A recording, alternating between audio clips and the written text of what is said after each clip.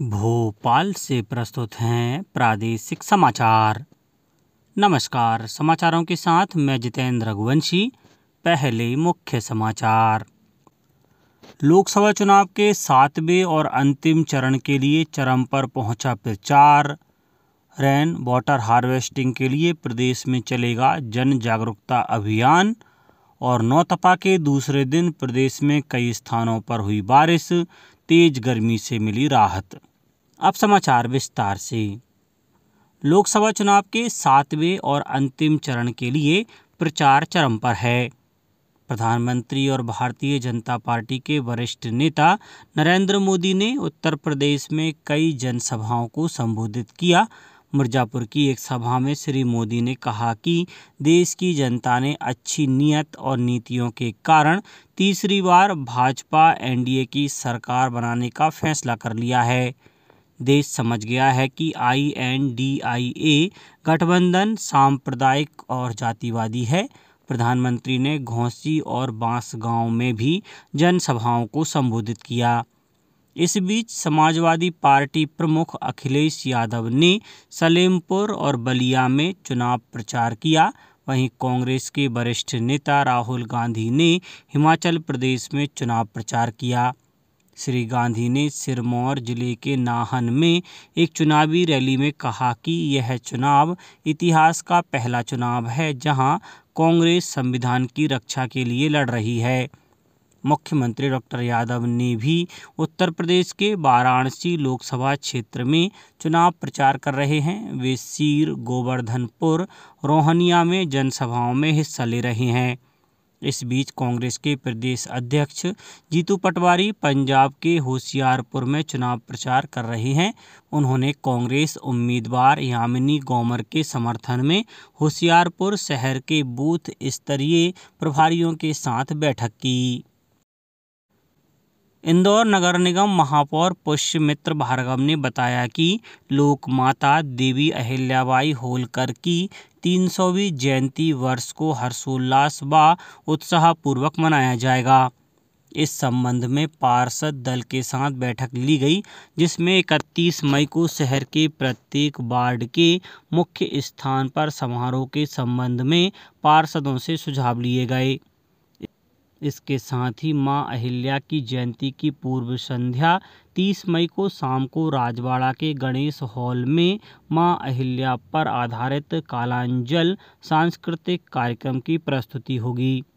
इसके साथ ही अहिल्या उद्यान राजवाड़ा पर भव्य आतिशबाजी व मिठाई वितरण सहित अन्य कार्यक्रम आयोजित किए जाएंगे। भारतीय हज यात्री हज यात्रा के लिए जेद्दाह हवाई अड्डे पहुंचे। ऐसा पहली बार हुआ है जब ये हज यात्री मक्का के लिए बस के बजाय हाई स्पीड हरमैन ट्रेन से रवाना हुए। जेद्दाह में भारत के महावाणिज्य दूतावास ने सऊदी अरब के संबंधित अधिकारियों के साथ भारत के हज यात्रियों के लिए यह आरामदायक यात्रा उपलब्ध कराई। हाई स्पीड हरमैन ट्रेन की 300 किलोमीटर प्रति घंटे की रफ्तार से चलती है और इससे जेद्दाह से मक्का की यात्रा के समय में काफ़ी कमी आएगी।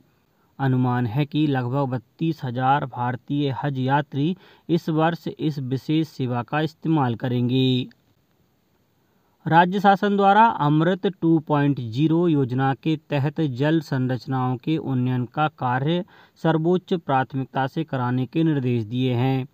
इसके तहत बंद पड़े रेन वाटर हार्वेस्टिंग सिस्टम की साफ सफाई कर उनके पुनः उपयोग के लिए जागरूकता अभियान भी चलाया जाएगा। नदी, झील, तालाब, कुओं, बावड़ी आदि के पुनर्जीवीकरण, संरक्षण व संरचनाओं के उन्नयन का कार्य स्थानीय सामाजिक प्रशासकीय संस्थाओं के साथ मिलकर जन भागीदारी से कराए जाएंगे। प्रयास किए जाएंगे कि जल संरचनाओं का उपयोग जल प्रदाय अथवा पर्यटन, भू जल संरक्षण, मत्स्य पालन अथवा सिंघाड़े के उत्पादन के लिए भी किया जा सके। निकायों को नाले नालियों की साफ सफाई, वाटर ड्रेनिंग मैनेजमेंट, घाट निर्माण, वृक्षारोपण जैसी गतिविधियों के संबंध में भी विस्तृत निर्देश दिए गए हैं। मुख्यमंत्री डॉक्टर मोहन यादव ने प्रदेश में जारी लू और भीषण गर्मी के प्रकोप के दृष्टिगत प्रदेशवासियों से लू से बचाव के लिए सावधानियां बरतने की अपील की है। मुख्यमंत्री डॉक्टर यादव ने कहा कि वर्तमान में प्रदेश में भीषण गर्मी का दौर चल रहा है और लू का प्रकोप बना हुआ है। ऐसे में बहुत आवश्यक होने पर ही घर से बाहर निकलें। उन्होंने कहा कि भीषण गर्मी में ज़रूरतमंद लोगों को अपने जल स्रोतों से जल उपलब्ध कराएं। जो भी लोग कठिनाई में हैं उनकी मदद करें। पौधे, पशु पक्षी आदि को भी इस कठिन दौर में जल का सहारा दें। यह हमारा प्रकृति से जुड़ने का संवेदनशील और सरल तरीका है। मुख्यमंत्री डॉक्टर यादव ने मीडिया के लिए जारी संदेश में यह बात कही। उज्जैन में भगवान महाकालेश्वर मंदिर में ज्येष्ठ कृष्ण पक्ष की तृतीया तिथि के अवसर पर भगवान महाकाल का सूर्य रूपी विशेष श्रृंगार किया गया। सुबह भस्म आरती के पूजन के बाद भगवान महाकाल को शेषनाग का रजत मुकुट, रजत की मुंडमाला, रुद्राक्ष की माला के साथ सुगंधित पुष्प से बनी फूलों की माला धारण कराई गई और फल और मिष्टान का भोग लगाया गया। भगवान के इस दिव्य स्वरूप के सैकड़ों श्रद्धालुओं ने दर्शन कर पुण्य लाभ कमाया। भस्म आरती में सुबह सैकड़ों श्रद्धालु महाकालेश्वर मंदिर पहुंचे थे। अब बात मौसम की। नौतपा के दूसरे दिन भी प्रदेश के कई हिस्सों में तेज गर्मी के बीच कुछ स्थानों पर तेज हवा के साथ हुई बारिश से लोगों को राहत मिली है। इंदौर में कल दोपहर बाद तेज आंधी के साथ अनेक स्थानों पर तेज बारिश हुई, जिससे तापमान में गिरावट देखी गई। भोपाल में भी बादल छाए रहे, जिससे तेज गर्मी से राहत मिली। नीमच, खंडवा, मंदसौर में भी तेज हवा और बारिश से तापमान में गिरावट आई है। इस बीच मौसम विभाग ने राजगढ़ जिले में लू चलने, वहीं धार, रतलाम जिलों में हल्की बारिश के लिए रेड अलर्ट जारी किया गया है। इसके अलावा प्रदेश के कई जिलों में लू के लिए ऑरेंज अलर्ट भी जारी किया गया है। इनमें अलीराजपुर, शाजापुर, शिवपुरी, आगरमालवा, उज्जैन शामिल हैं। वहीं बड़वानी, इंदौर, खरगोन, बुरहानपुर, खंडवा जिलों में कहीं कहीं हल्की बारिश की संभावना है। इस बीच सागर और गुना में 40.2, दतिया में 46 और मंडला में 43.2 डिग्री सेल्सियस तक तापमान दर्ज किया गया। अब कुछ समाचार संक्षेप में। शहडोल जिले में देसी विदेशी मदिरा भंडारगार में ऑनलाइन एवं ऑफलाइन एंट्री में अंतर पाए जाने पर कलेक्टर ने एक आबकारी उप निरीक्षक को तत्काल प्रभाव से निलंबित कर दिया है और एक आबकारी अधिकारी को नोटिस जारी किया है। रीवा जिले में कृषि विभाग ने किसानों को गेहूं की फसल काटने के बाद नरवाई को जलाने की बजाय एकत्रित करके जैविक खाद बनाने में उपयोग किए जाने की सलाह दी है।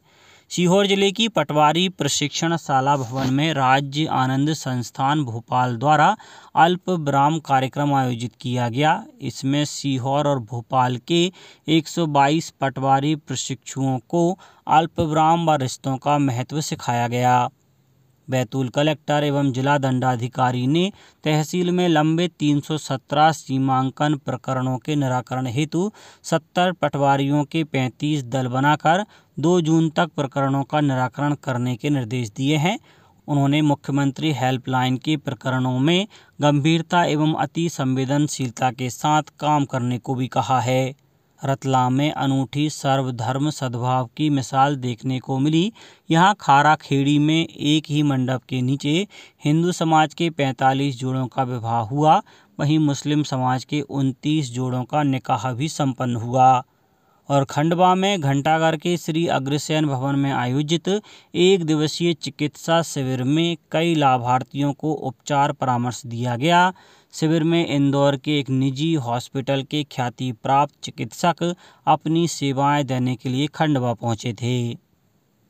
अंत में मुख्य समाचार एक बार फिर। लोकसभा चुनाव के 7वें और अंतिम चरण के लिए चरम पर पहुंचा प्रचार।